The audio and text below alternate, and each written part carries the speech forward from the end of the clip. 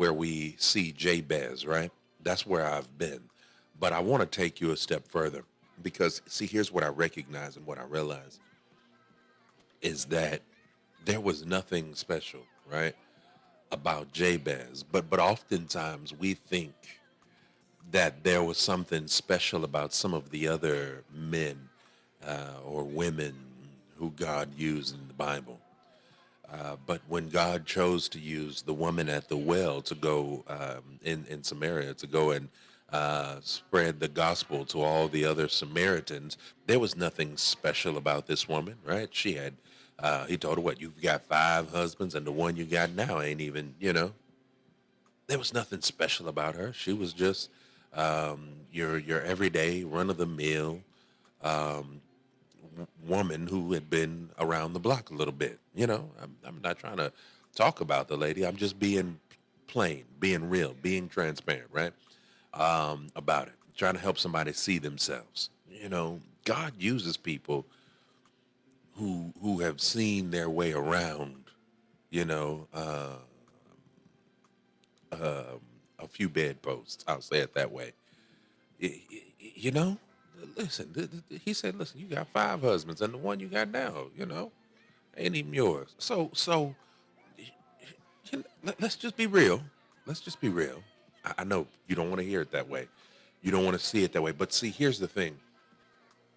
God's trying to call somebody into a different level, into a different place, into a different uh, situation or scenario in your life, and you're yet looking at all the things that you used to do, all the things that you have done. Yeah, you're looking at I used to be a streetwalker. I'm just a lady of the night. I used to be a pimp. You know, I used to sell dope. I used to do this. But let me tell you that God uses all manner of people, all sorts of people, right? There's no limitations on him on who he can and or can't use. He used Moses, who claimed he didn't speak well. He used Jeremiah, who was like, but I'm only a child. There's so many folks in the Bible who were just everyday, ordinary people. And while you've been discrediting yourself and saying, oh, it's just me, yeah, you know, ain't nothing special about me. He can't use me. Why would he ever use me? God's saying, yeah, why wouldn't I ever use you? You're saying, why would you? And he's saying, why wouldn't I? See, I need you to know and to understand that you have everything. You are everything. There we go. You are everything that God ever needed to get what he has given you to do. All right. Everything he's given you to fulfill in the earth, every vision, every dream, you're all he's ever needed in that. He has everything else. I said earlier this week, we often place the limitation on God. We say, oh, my God owns a cattle on 1,000 hills. But I want to stretch your mind and stretch your imagination to the point to where you begin to look at it and realize not only does he own the cattle on 1,000 hills, but he owns the 1,000 hills as well, right? So if he owns the cattle, the hills, all of that, what would lead you to think? What would lead you to believe that he would not then, right, give you everything else, anything else? Because see, God is able, my God is able, right? Now unto him who is able to do exceedingly, abundantly, above, beyond all that you could ask, think, or imagine.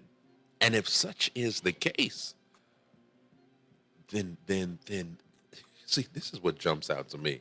It says all that I can ask, think, or imagine, right? Or ask or think. Let's just go there. But here's the thing. I think big. I do. I really do. I've got to share with somebody. I've got to tell somebody. I think big. When I dream, when I vision, when I think, when I'm looking, I think big. There's not many times where I just think small because my mind is always set for big because I maybe that's why God blessed me at this height that I am, because I'm always dreaming big.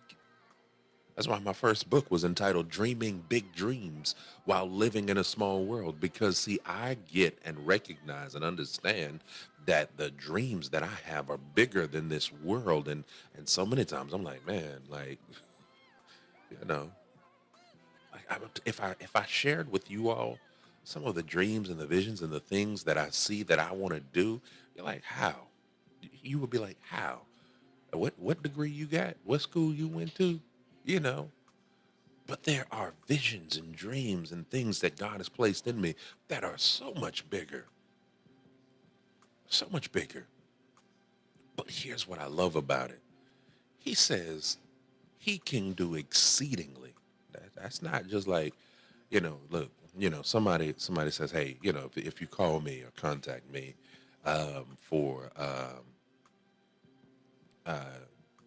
JW Chavis Lawn and Total Lawn Care. I'm sorry, I was trying to think of my lawn care name. No, I'm sorry. I forgot. Me and my wife, we changed the name, incorporated it. My bad. It's JW Classic Cuts. That's what it is. JW's Classic Cuts. And anyhow, if you call me, right, to come cut your yard, you may say, all right, well, this is what you expect. This is what you think, right? And I'll say, oh, I can go beyond that. I can do a little bit better than that. See, that's my thinking in that situation. I can do a little bit better than that. You say, oh, I just want it cut, make it look nice. Oh, I can do a little bit better than that. I can make it look good.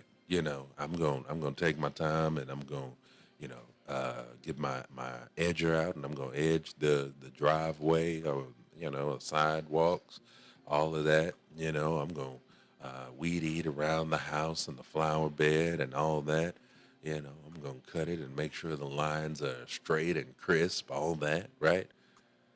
That's what you get when you call JW Classic Cuts, JW's Classic Cuts, right? However, however, I'll go a little bit beyond what you're expecting. But God said that, or the Bible says, now unto him who is able to go exceedingly, abundantly, above and beyond all that you can ask, think, or imagine. And again, my imagination is big. And again, if you call me to do, something for you, I say, "Oh, I can go a little bit beyond that." But then God says, oh, no, no, I can do exceedingly. Not just a little bit, no, exceedingly. Meaning you're not even going to be able to, you can't even see how far I could take this thing. You can't even, like, it's exceedingly. It's way more than what you're thinking. It's way bigger than what you're thinking. I'm able to do that. So I want to encourage you, right? He says exceedingly, abundantly, right? And that's another one. To have an abundance of something means that there's a lot of it. There's more than you can handle, almost, right? Above all that you can ask or think, according to the power that worketh in you. So then now, as you begin to stretch out, I need you to know and trust and understand that if you can think it, if God has given you the vision for it, then he's willing to go further than that. He's willing to take it all the way. And, again, we place this limit on God. We step out, right? And we say, oh, I only got this much. I only have this. So I'm just going to make do with that. And God says, okay, take that little bit. Take this 2 fish and these 5 loaves, or take this, take what you got right here, little boy. Let me have this. Thank you. Now go feed the multitudes. Break it, bless it, feed the multitude. All right, now collect everything that we've got. Collect all the leftovers. Is everybody full? Y'all need some more? No? Y'all good? All right, collect all the leftovers.